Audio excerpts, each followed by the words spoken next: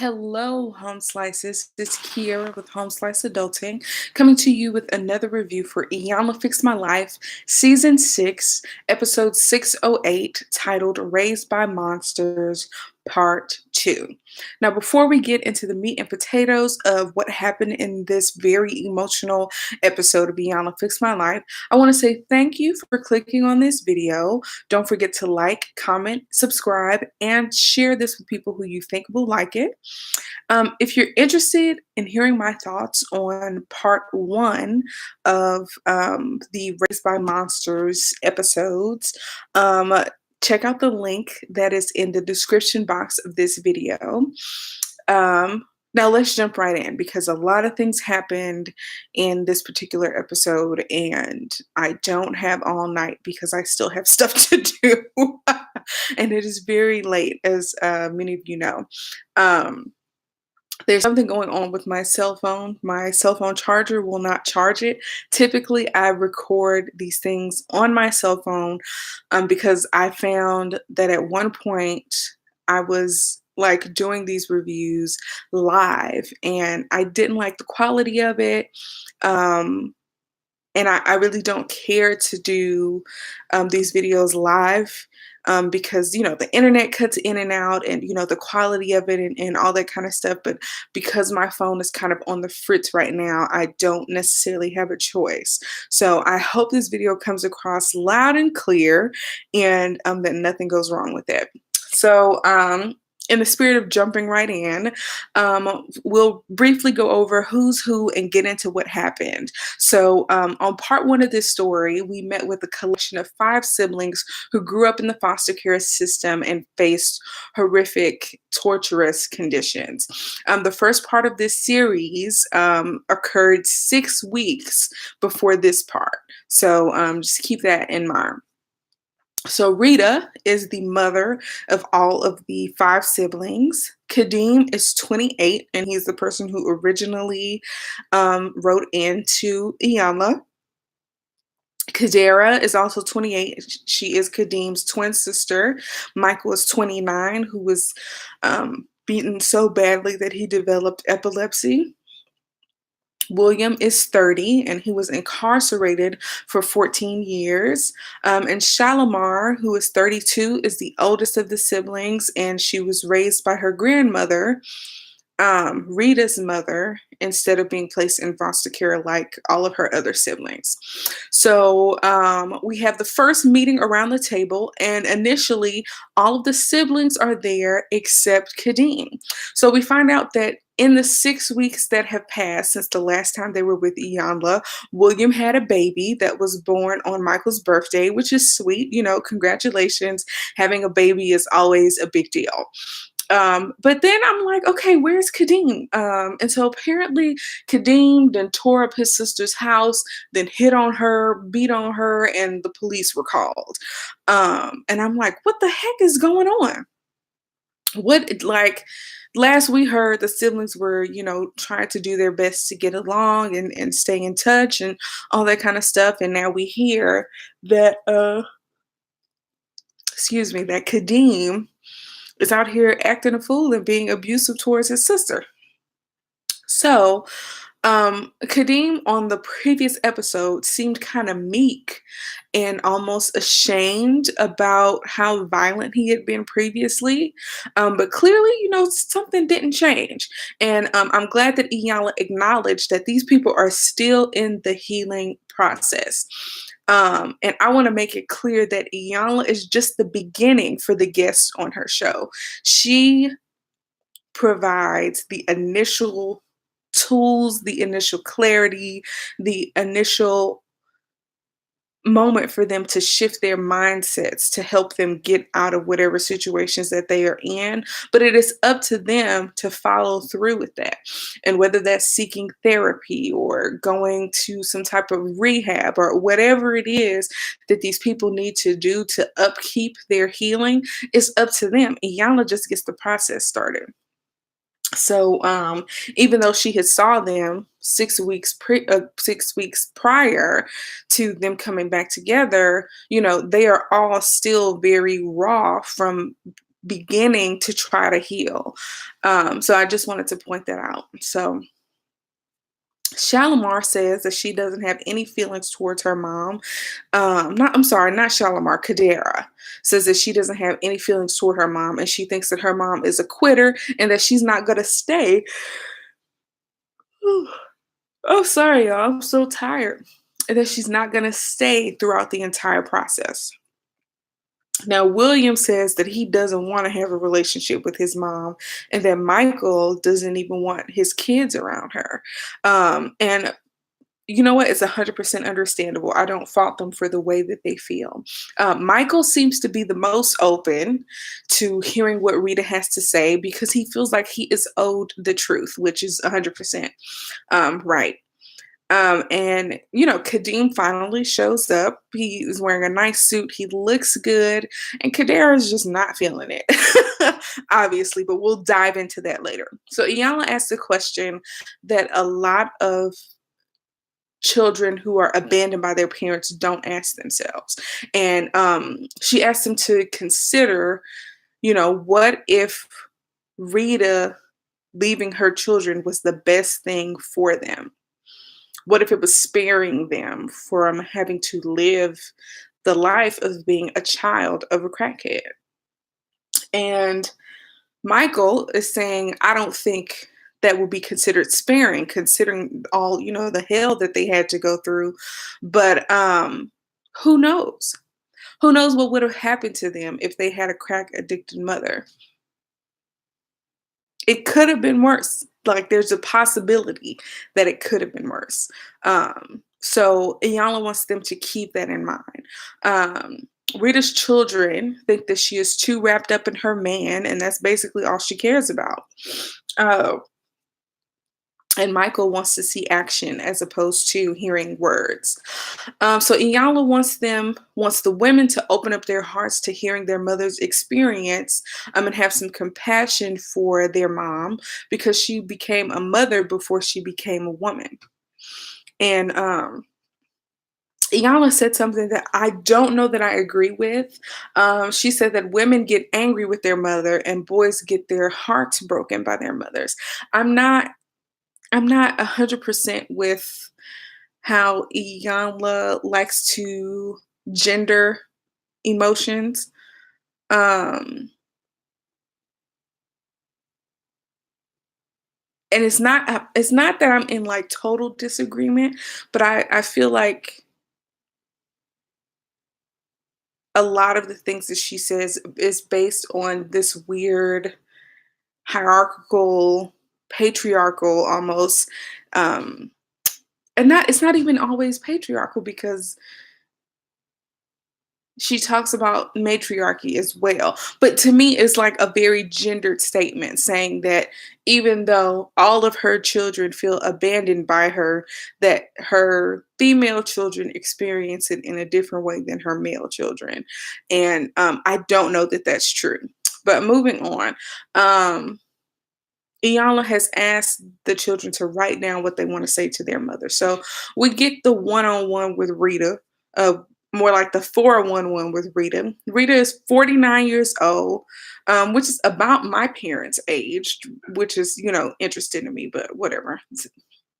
Rita acknowledges that her drug addiction came before her kids and that that's the reason why she couldn't be there for them. So I think that's a good first step to get out of the way is for her to acknowledge that she, abandoned her children. So Rita is pretty and she reminds me of Dawn from Love and Hip Hop Atlanta. I wish this wasn't live so I could actually put up side by side pictures. But if you all know or remember what Dawn looks like, Rita looks like Dawn to me. So Iyanla asked Rita to tell her about her addiction, and we find out she was addicted to crack. We learned that Rita was raised by her grandmother because her mother would put men before Rita and her siblings. And it's like, does that sound familiar? Yeah, her kids said the exact same thing about her. Rita says that she was violated and beat by her mother's boyfriends and that nothing was done about it. Does that sound familiar? Yes, all of this stuff is cyclical. And so Rita says that she ran away from home. She got pregnant. She says that she was a prostitute as a minor and that her mother knew about it because the police would call her mother to come and pick her up. She says that she ended up losing Michael and William to the foster care system because she didn't pick them up from school one day.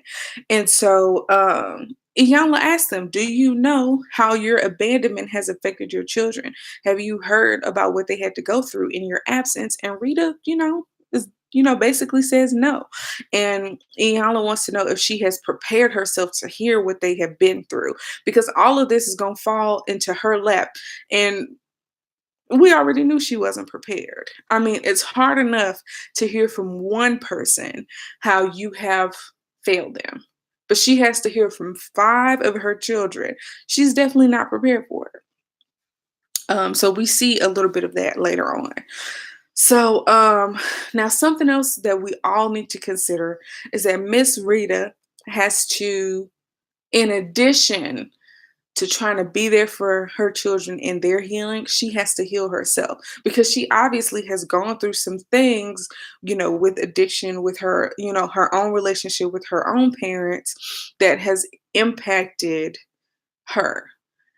And when you are a person who has hurt somebody because you were hurt, you have to figure out how to manage to deal with your own healing while helping to mend relationships with people that you have hurt while they're healing at the same time.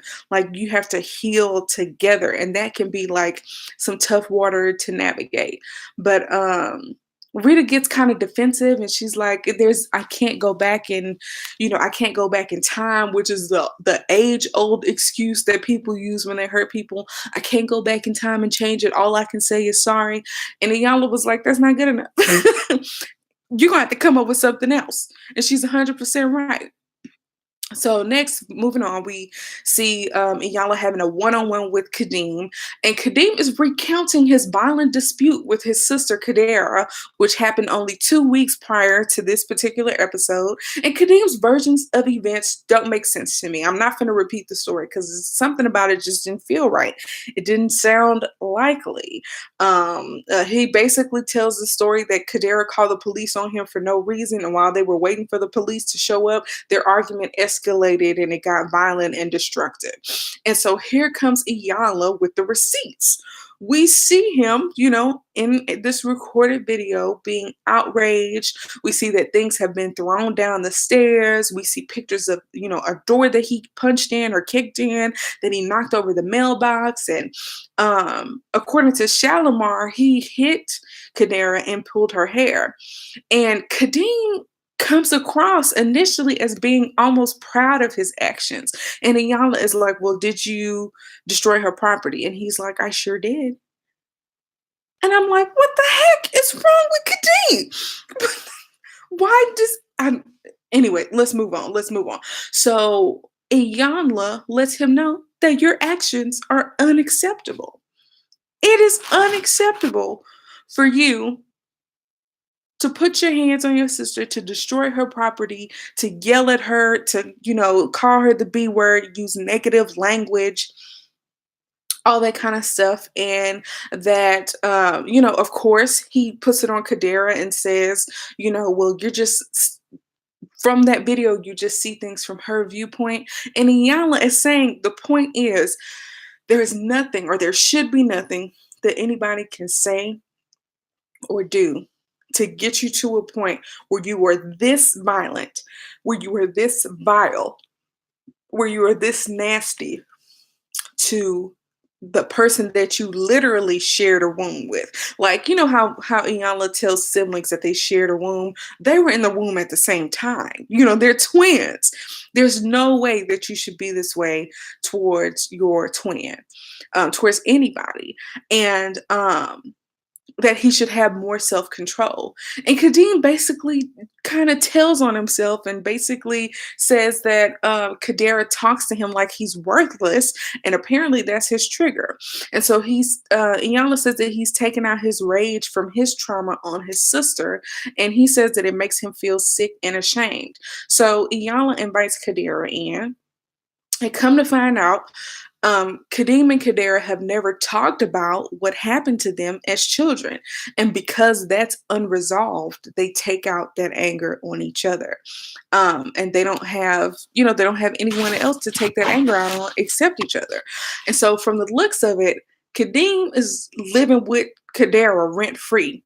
There's no way you're going to be in my house rent free and throw stuff at me. I would have called the police too. Okay. But moving on. Neither of them are saying anything, as Iyanla is pointing out that, they have never had an actual discussion about what happened to them as children.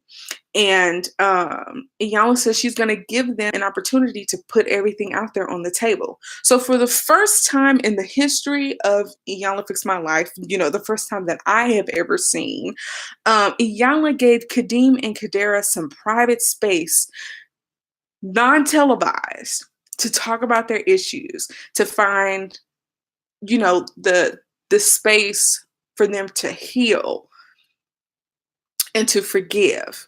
And to me, that's an integrity move. Iyanla gets accused of doing this for TV all the time. I have never believed that that was true. I really do believe that Iyanla has a focus on helping people. And like she says, that she just happens to do it on TV. So she could have aired out their personal, private, intimate feelings about them having to perform sexual acts on each other as children, but she didn't do that.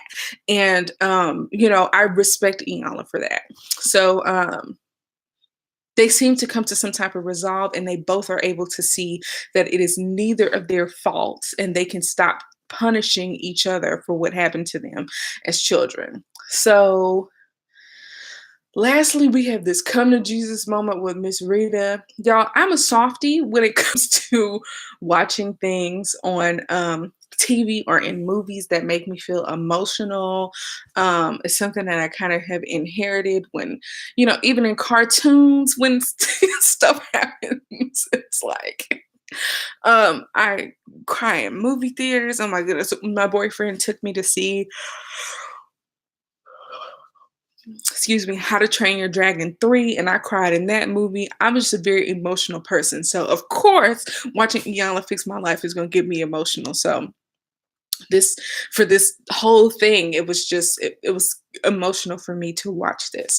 So it's time to have a come to Jesus moment. Miss Rita can barely come to the table. I mean, she has never been in the same room with all 5 of her children at once. Like, how much of a shame is that she has never been even in the same room with all her children at the same time. But things are about to get real.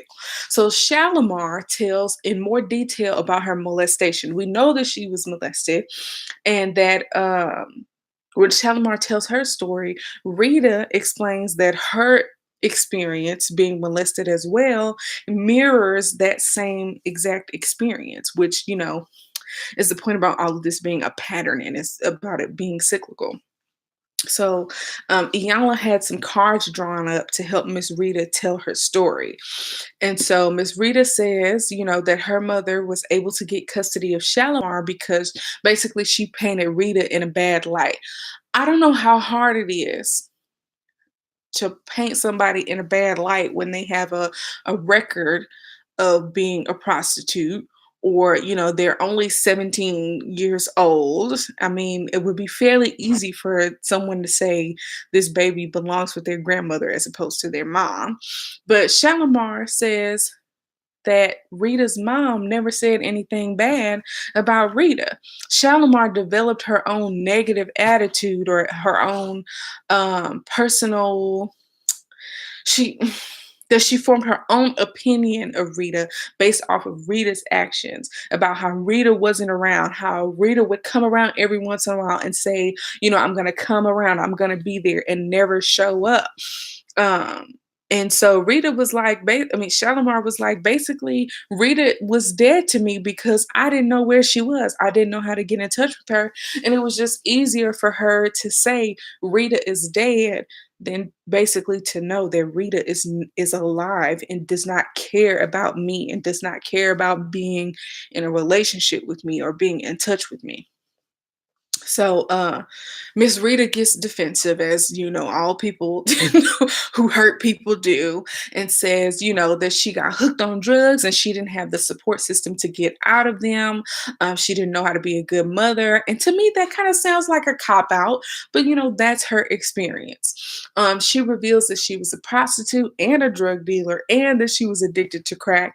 And Iyanla puts it out there that they should imagine what their lives would be like if they had to live with their mother through the experience of her being a prostitute and a drug dealer and a crack addict.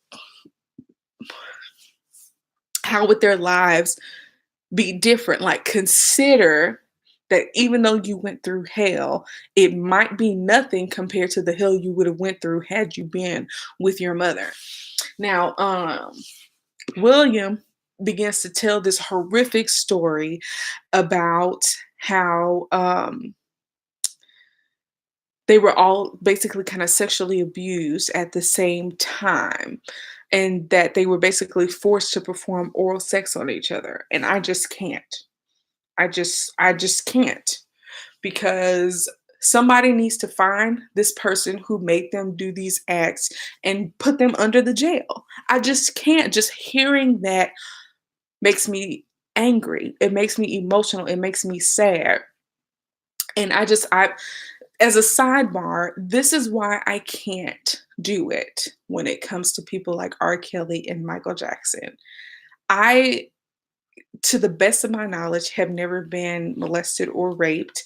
But when I think about people who are in my life that I know who have been sexually molested or raped, um, and when I hear the stories of people like Shalimar and William and Michael and Kadera and Kadeem, I just can't. I just can't deal with it. How do you reconcile supporting a monster? And I mean, people, like, they don't want to stop listening to R. Kelly or Michael Jackson's music. And while I can kind of easily put R. Kelly's music on the shelf, it's a little bit harder for me to put Michael Jackson on the shelf, but I'm gonna do it. You know why? Because supporting somebody is not just about putting money in their pocket. It's about you putting out the energy and the whatever you want to call them, the energy and the waves and the vibes and the aura, that you are supporting a person because their contributions to music outweigh the fact that they have destroyed people's lives by being a sexual predator and a monster. And that's why I can't do it. I don't understand why people cannot put aside someone's contribution to pop culture to take a stand and say there are people out there like Kadeem and Kadera and Michael and William and Shalimar whose lives have been so negatively impacted by sexual abuse that they can barely function in society, that they beat each other up because they don't know how to function outside of violence, that people who sexually abuse others are more often than not have been sexually abused themselves. It's just one big cycle. And it's like, when will we get to the point where we stop perpetuating this rape culture? Because it's when these men were at the height of their career, somebody else brought this up, it was unlikely that they would have been rightfully so, persecuted the way that they are now, persecuted and prosecuted. And it has taken them to have kind of fallen off, and for Michael Jackson to have died for things to really come to light. I don't get it. That's a big sidebar, but whatever. I can't. So anyway, Kadera says that she was basically a sex slave from 5 to 13, and this is the way they ate. This is how they had to survive. And Iyanla tells Miss Rita, this is why your sorry is not enough. Because these are the experience. We are just hearing a snippet of what happened to these kids. If they were in foster care for 8 to 10 years, imagine what it was like for 8 to 10 years for them to have to deal with all these things. We just heard about one day. We just heard about 1 or 2 days of what happened to these people. Sorry is not enough. You better figure something out. Even if what Miss Rita figures out is that the damage that was caused is irreparable. Sometimes there's nothing that you can do to fix the amount of hurt that you cause somebody. And if Miss Rita comes to the conclusion, or if they all come to the conclusion that there's no way that this can be fixed, what Miss Rita can do is say, you know what? I'm going to take myself out of the equation. I love you all, and I'm going to be on standby until you're ready to invite me back into your life. Even if that's what Miss Rita has to do to make sure that her kids are okay, she needs to figure something else out. Um, Iyanla has them go through the cards of Rita's experiences and see which one resonates the most with them. And so Kadera picks out the card that reads, I wanted my mother to come and save me, because Rita had expressed that she had wanted her mother to support her, and help her out of the situation that she had gotten herself into. And so Kadera says that she needs Miss Rita to be there for them, to help them heal, and to save them. And all the other siblings just like 100% agree with her. And Michael added that Rita needs to stick to whatever she says that she's going to do. That's one thing about people who royally mess up and ask for a second chance. And when you give them a second chance, they are ill equipped to fulfill the promises that they have made. And Miss Rita was making some promises, and I'm like, girl, don't build up these, your children's expectations just to let them down again, especially Michael. Okay, we'll talk about that a little bit later. But don't make promises that you can't keep. Like, start slow. Like, okay, let's start talking on the phone, once a week. That's something easy. You call somebody once a week, you ask them how their day was, and as time goes on, you come and visit them once every couple months. You send them a card for their birthday. You work your way up to building a relationship. But don't say that you're going to be there for every birthday and for every Christmas and, when they get sick and then not show up. You can't do that. Moving on. William speaks up. He says that he kept high hopes for Rita, and his siblings co-sign on that. It seems like when William was coming up, he felt the strongest about Miss Rita finally coming through for them. But then Rita gets defensive again, and Iyanla helps her out in saying the things that she should be saying to William. And her defensiveness just throws William, so far off of the track of, healing and forgiveness. He don't even want to go over there and hug her. Miss Rita got a lot of work to do, because it's very difficult for someone who is in pain and trying to heal to reach out and not get defensive when the person who they've hurt tells them how you've hurt them. And I've experienced that in my own life. Like if there's, someone who shaped an experience for me and they had a difficult life. Now, me, I don't have a charmed life, but in that person's eyes, my life has been significantly easier than theirs. So if I say to them, you hurt me when you did this, their response is not, I'm sorry that I hurt you, and tell me how I can do better. Their response is, well, at least you didn't go through what I went through, during this time period in my life and X, Y, and Z. I don't care. It's like it's not that I don't care about what you went through, but we're talking about me right now. Don't deflect. Don't make this about you. Absorb what I'm saying to you because I can't do anything about what happened to you before I came to be. You know, take what I am saying, absorb it, and reassure me that you want to do better.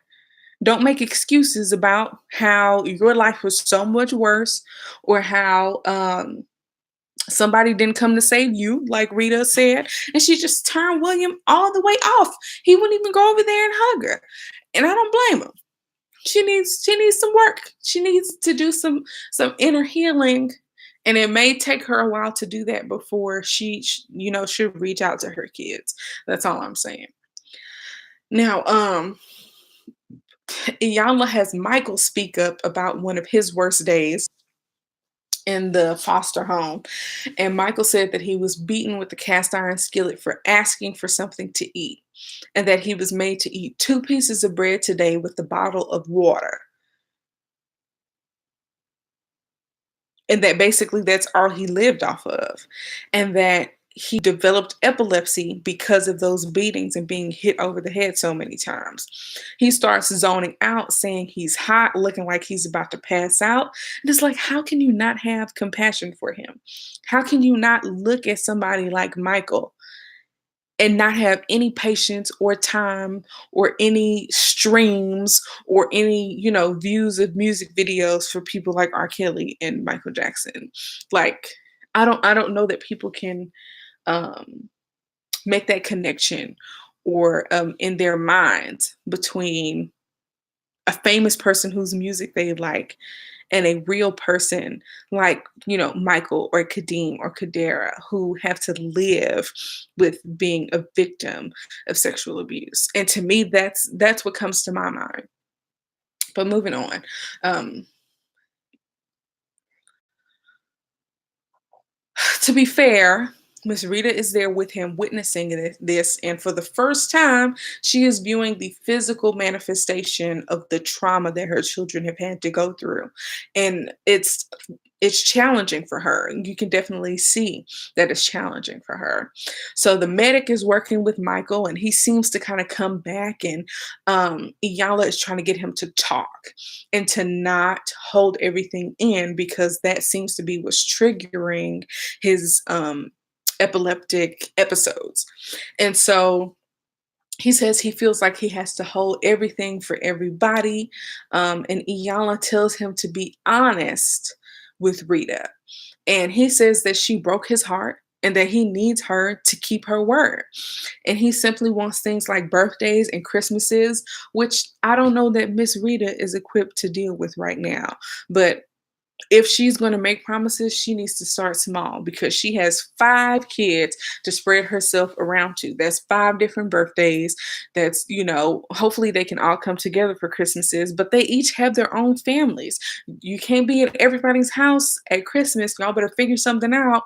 Okay. Iyanla has them to embrace, and that, almost brought tears to my eyes to um see them actually have this loving embrace, and I don't know that they've ever hugged before. Um, but this is only the beginning. This is only a fraction of the tip of the iceberg. And so Iyanla made it a point to say that Michael's well-being is tied up in Miss Rita's ability to keep her word. So she better start small. God forbid something happened to Michael because she made, and she overpromised. They better figure it out.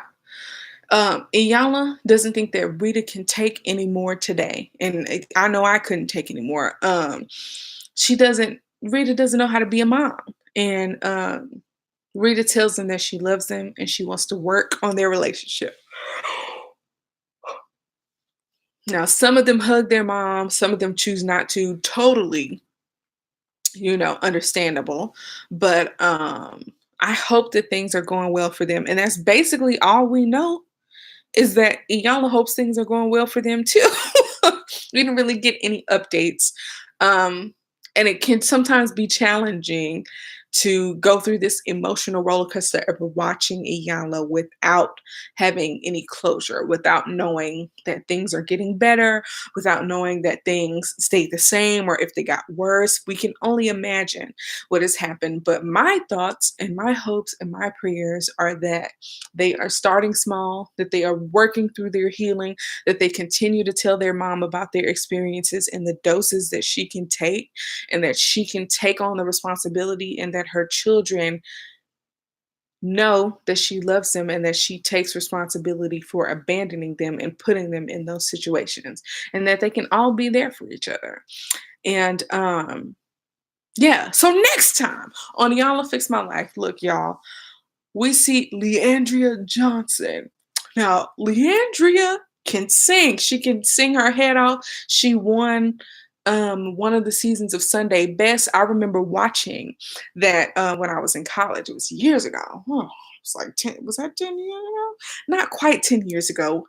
But that's how she became famous. She won Sunday Best, which is a gospelized version of kind of American Idol that used to come on BET about, people doing a gospel singing competition. And she was great. And she won. And since then, she has been a problematic gospel singer. She is the bad girl of gospel. Um, she is a preacher, but she has a lot of things that are interesting in her life that typical preachers don't have going on in their life, and apparently she also has a drinking problem. So I'm interested to see how Iyanla is going to challenge Leandria, because gospel people on Iyanla's show usually don't do well because they don't like to be challenged. They think they have all the answers, like y'all remember the episode where she helped the Braxtons, all of them together, not just Trina, when Iyanla sat down with all of them, and Iyanla said, and before they even got to Iyanla, Miss Evelyn, Mama Braxton, was like, I don't need somebody to fix my life. I got the answers. Basically, I got the answers. When gospel people get on this show, people who are, Holy Ghost filled, and they think they have all the answers already, which is certainly untrue because you still have problems. But that's typically what happens. And we see a little bit of that in the previews. So it's gonna be interesting to see how Iyanla and Leandria work out, because Leandria is a firecracker. She has a strong personality, and we'll see how that intersects with Iyanla's. I'm excited to watch that episode. But that's it, y'all. This has been a super long review, 38 minutes. It's been a super long review. I have to get out of here because I have things to do. Peace out, home slices. Bye.